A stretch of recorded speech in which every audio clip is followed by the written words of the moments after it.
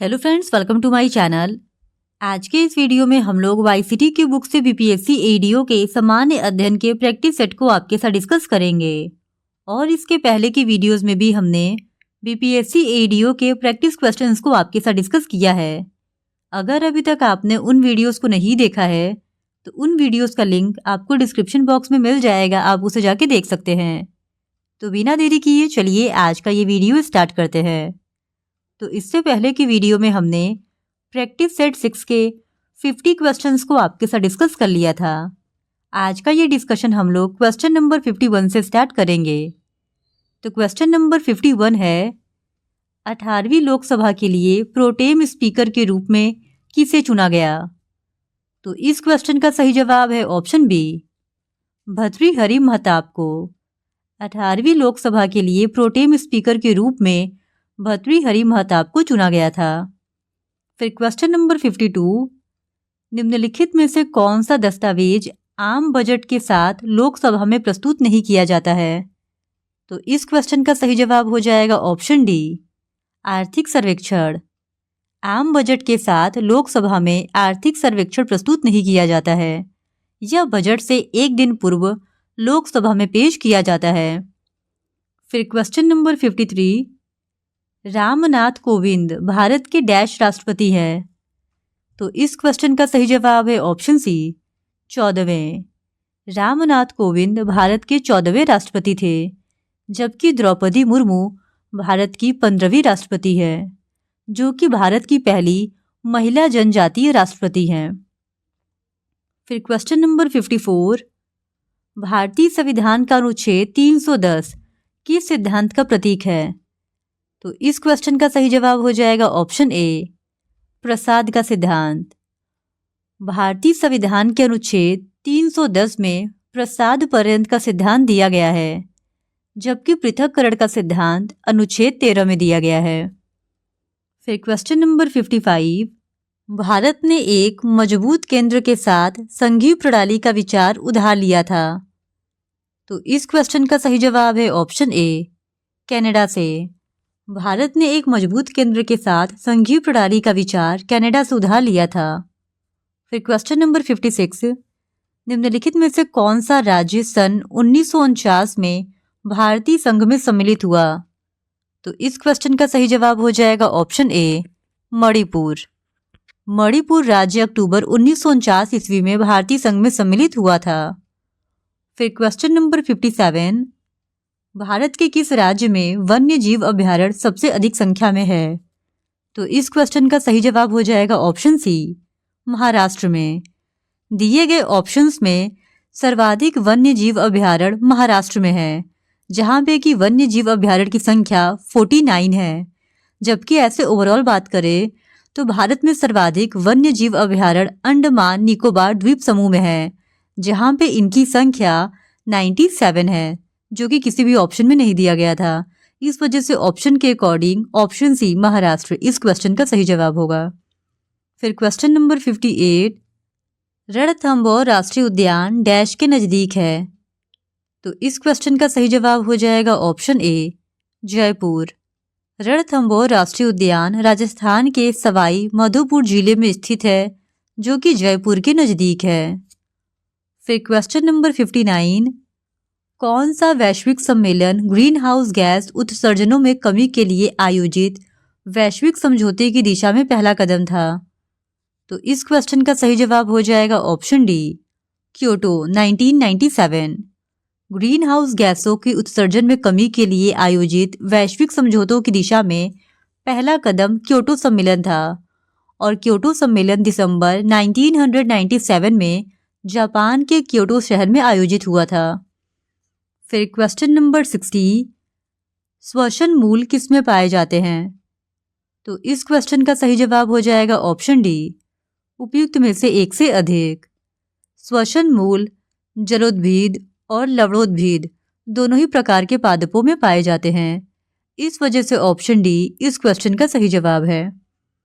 फिर question number 61, निम्नलिखित में से कौन सा द्वितीयक प्रदूषक है? तो इस क्वेश्चन का सही जवाब हो जाएगा ऑप्शन डी, उपयुक्त में से एक से अधिक।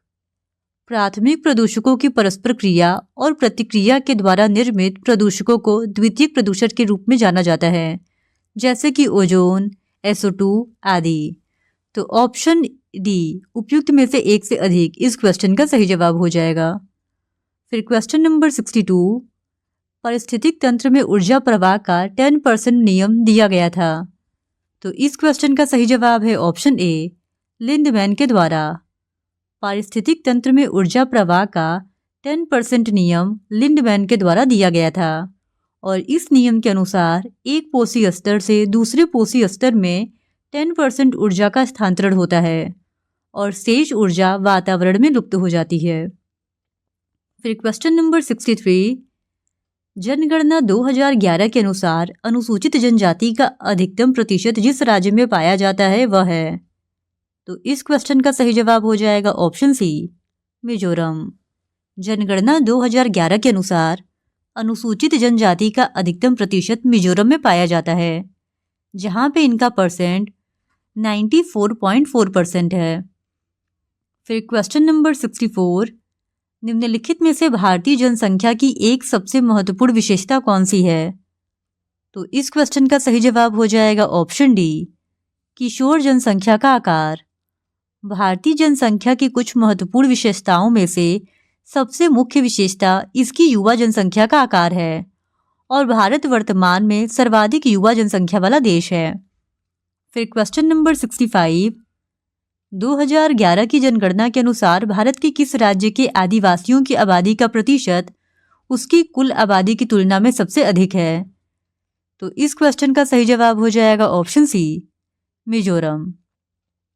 फिर क्वेश्चन नंबर 66, विश्व की सबसे ऊंची चोटियां किस प्रकार के पर्वतों में पाई जाती हैं? तो इस क्वेश्चन का सही जवाब हो जाएगा ऑप्शन बी, नवीन मोड़दार पर्वतों में।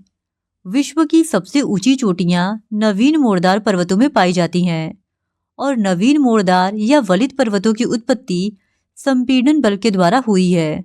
रॉकी, हिमालय, इंडीज, एटलस ये सभी वलित पर्वतों के ही उदाहरण हैं। फिर क्वेश्चन नंबर 67, जीवाश्म के आधार पर मानव उत्पत्ति केंद्र कौन सा है? तो इस क्वेश्चन का सही जवाब हो जाएगा ऑप्शन बी, अफ्रीका के रिफ्ट घाटी। जीवाश्म के आधार पर मानवों की उत्पत्ति लगभग 25 लाख वर्ष पहले ऑस्ट्रेलोपिथेकस नामक वानरों के एक जीन से हुआ था और इन जीवाश्मों को पूर्वी अफ्रीका और अफ्रीका के रिफ्ट घाटी क्षेत्र से प्राप्त किया गया था। फिर क्वेश्चन नंबर 68, अनधिवासी बस्तियां किस नाम से जानी जाती हैं? तो इस क्वेश्चन का सही जवाब हो जाएगा ऑप्शन ए, अनौपचारिक बस्ती। अनदिवासी बस्तियों को अनौपचारिक बस्ती के नाम से जाना जाता है और वर्तमान में विश्व में लगभग अरबों लोग अनौपचारिक बस्तियों में रहते हैं। फिर क्वेश्चन नंबर 69, बुशमैन का निवास क्षेत्र है। तो इस क्वेश्चन का सही जवाब हो जाएगा ऑप्शन बी, कालाहारी। फिर क्वेश्चन नंबर 70, निम्नलिखित में से कौन सा शीत कटिबंध में आता है? तो इस क्वेश्चन का सही जवाब हो जाएगा ऑप्शन डी, उपयुक्त में से एक से अधिक। फिर क्वेश्चन नंबर 71, यदि ग्रीनविच में दोपहर के 12 बजे हैं तो ग्रीनविच के 30 डिग्री पूर्व में क्या समय होगा? तो इस क्वेश्चन का सही जवाब हो जाएगा ऑप्शन ए, दोपहर 2 बजे। फिर क्वेश्चन नंबर 72, निम्नलिखित में से कौन सा शहर सबसे पहले सूर्यास्त का अनुभव करता है? तो इस क्वेश्चन का सही जवाब हो जाएगा ऑप्शन ए, सिडनी। भौगोलिक स्थिति के अनुसार जो स्थान सर्वाधिक पूर्व दिशा में होगा वहां पर सबसे पहले सूर्योदय और सूर्यास्त दोनों होता है और दिए गए शहरों में सिडनी में सबसे पहले सूर्यास्त होगा। फिर क्वेश्चन नंबर 73, भारत में चीनी उद्योग के बारे में निम्नलिखित में से कौन सा कथन सही है? तो इस क्वेश्चन का सही जवाब हो जाएगा ऑप्शन डी, उपयुक्त में से एक से अधिक। वर्ष 2021-22 के आंकड़ों के अनुसार उत्तर प्रदेश को पीछे छोड़ते हुए महाराष्ट्र चीनी उत्पादन में शीर्ष राज्य बन गया है। यानी वर्तमान समय में चीनी उत्पादन के मामले में महाराष्ट्र नंबर 1 पर है और वर्ष 2021-22 में महाराष्ट्र के द्वारा 138 लाख टन और उत्तर प्रदेश के द्वारा 105 लाख टन चीनी का उत्पादन किया गया है और उत्तर प्रदेश देश का सबसे बड़ा इथेनॉल उत्पादक बन गया है क्योंकि उत्तर प्रदेश में गन्ने के उत्पादन का एक बड़ा हिस्सा इथेनॉल उत्पादन में संलिप्त हो गया है। इस वजह से ऑप्शन डी उपयुक्त में से एक से अधिक इस क्वेश्चन का सही जवाब हो जाएगा। फिर क्वेश्चन नंबर 74, निम्नलिखित में से कौन सी विशेषता मैंग्रोव वनों से संबंधित है? तो इस क्वेश्चन का सही जवाब है ऑप्शन डी, उपयुक्त में से एक से अधिक। फिर क्वेश्चन नंबर 75, पश्चिमी घाट उत्तर पूर्वी क्षेत्र की पहाड़ियों और अंडमान एवं निकोबार द्वीप समूह में पाए जाने वाले वनों को चुनिए। तो इस क्वेश्चन का सही जवाब हो जाएगा ऑप्शन सी, उष्णकटिबंधीय सदाबहार वन। पश्चिमी घाट उत्तर पूर्वी क्षेत्र की पहाड़ियों और अंडमान एवं निकोबार द्वीप समूह में उष्णकटिबंधीय सदाबहार वन पाए जाते हैं और उष्णकटिबंधीय सदाबहार वन को वर्षा वन भी कहा जाता है और ये भूमध्य रेखा के पास के क्षेत्रों में पाए जाते हैं और यहाँ पर साल भर भारी वर्षा होती है। फिर क्वेश्चन नंबर 76, निम्न में से किस राज्य में वन का विस्तार 75% से अधिक नहीं है? तो इस क्वेश्चन का सही जवाब हो जाएगा ऑप्शन ई, उपयुक्त में से कोई नहीं या उपयुक्त में से एक से अधिक, क्योंकि भारतीय वन स्थिति रिपोर्ट 2021 के अनुसार मध्य प्रदेश, नागालैंड इन राज्यों में वन का विस्तार 75% से अधिक नहीं है। फिर क्वेश्चन नंबर 77, भारत की सबसे ऊंची पर्वत श्रेणी कहते हैं? तो इस क्वेश्चन का सही जवाब हो जाएगा ऑप्शन सी, K2 को। भारत का सर्वोच्च पर्वत शिखर गॉडविन ऑस्टिन K2 है और काराकोरम श्रेणी में स्थित इस शिखर की ऊंचाई 8,611 मीटर है, जबकि भारत में स्थित हिमालय की सर्वोच्च चोटी कंचनजंगा है। फिर क्वेश्चन नंबर 78, भारत के पूर्वी घाट की सबसे ऊंची चोटी है? तो इस क्वेश्चन का सही जवाब हो जाएगा ऑप्शन सी, महेंद्रगिरी।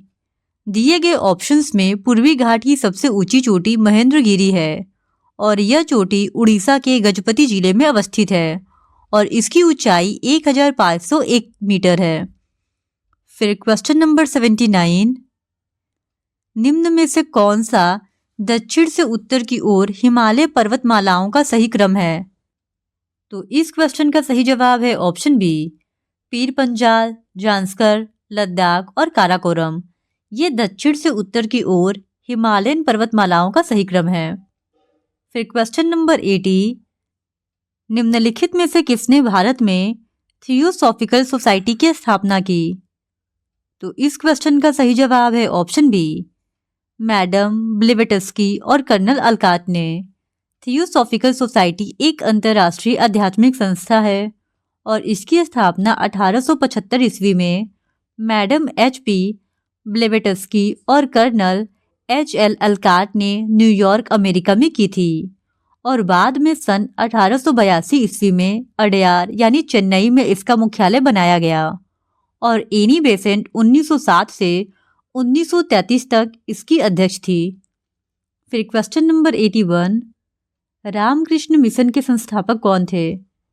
तो इस क्वेश्चन का सही जवाब हो जाएगा ऑप्शन सी, विवेकानंद।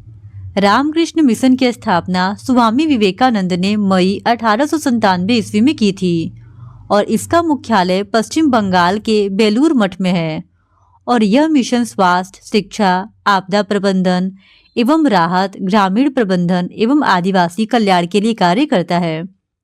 फिर क्वेश्चन नंबर 82, निम्नलिखित में से कौन सा एक सही सुमेलित नहीं है? तो इस क्वेश्चन का सही जवाब हो जाएगा option B, S.A. Dange Navyug. ये जो ऑप्शन है वह सही सुमेलित नहीं है क्योंकि S.A. डांगे ने द सोशलिस्ट नामक समाचार पत्र निकाला था, न कि नवयुग। नवयुग नामक समाचार पत्र को मुजफ्फर अहमद ने निकाला था। फिर क्वेश्चन नंबर 83, सन 1872 ईस्वी में बिहार हेराल्ड आरंभ किया था। तो इस क्वेश्चन का सही जवाब हो जाएगा ऑप्शन सी, बाबू गुरु प्रसाद सेन ने। द बिहार हेराल्ड बिहार का पहला अंग्रेजी समाचार पत्र था और 1872 ईस्वी में इसका आरंभ बाबू गुरु प्रसाद सेन ने किया था। फिर क्वेश्चन नंबर 84, भारत में प्रकाशित होने वाला पहला समाचार पत्र कौन सा था? तो इस क्वेश्चन का सही जवाब हो जाएगा ऑप्शन ए, बंगाल गजट। आधुनिक भारतीय प्रेस का प्रारंभ विलियम वोल्श द्वारा एक समाचार पत्र के प्रकाशन से हुआ था और 1780 ईस्वी में जेम्स अगस्टस हिक्की ने प्रथम समाचार पत्र प्रकाशित किया और इसका नाम द बंगाल गजट था।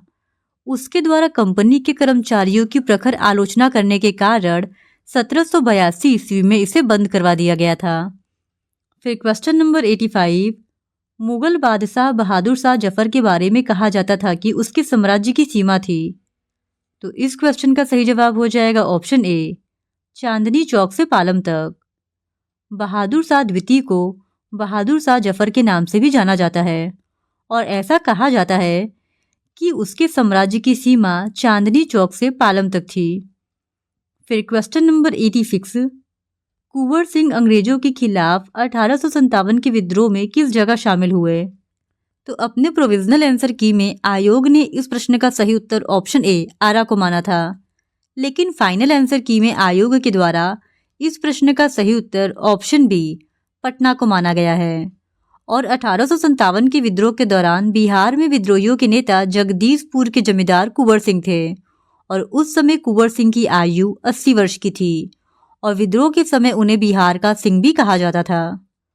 फिर क्वेश्चन नंबर 87, 1857 में भारत का गवर्नर जनरल कौन था?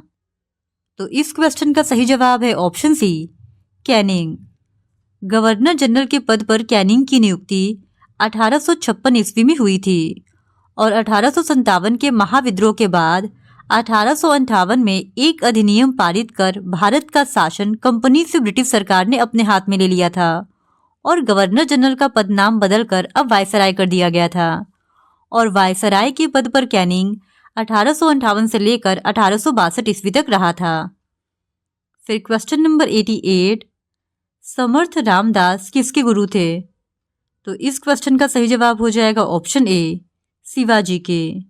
समर्थ गुरु रामदास महाराष्ट्र के प्रसिद्ध संत थे और ये छत्रपति शिवाजी के गुरु थे।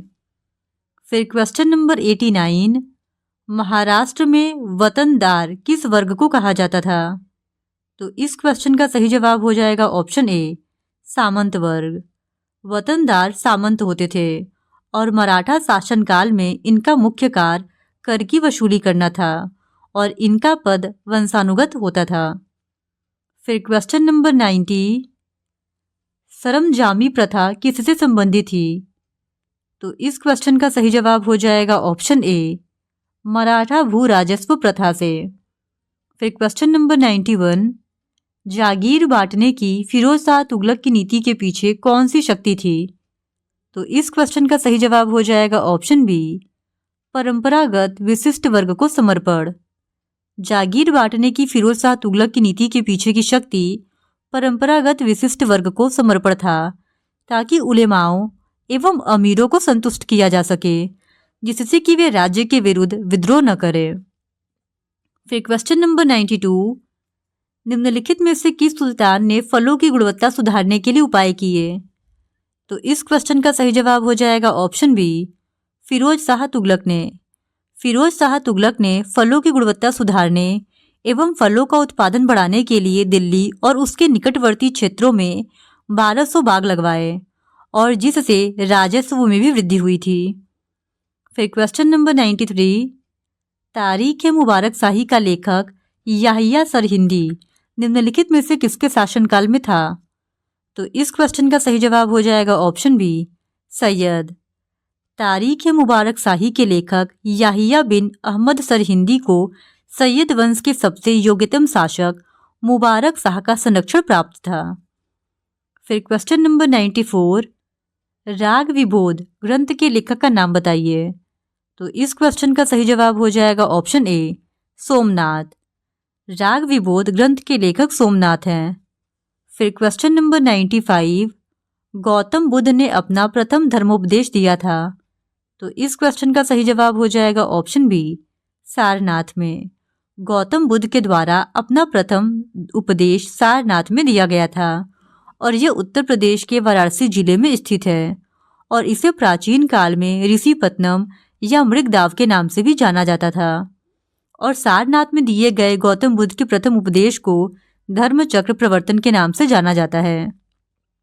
फिर क्वेश्चन नंबर 96, महात्मा बुद्ध ने कहाँ महापरिनिर्वाण प्राप्त किया? तो इस क्वेश्चन का सही जवाब है ऑप्शन बी, कुशीनगर।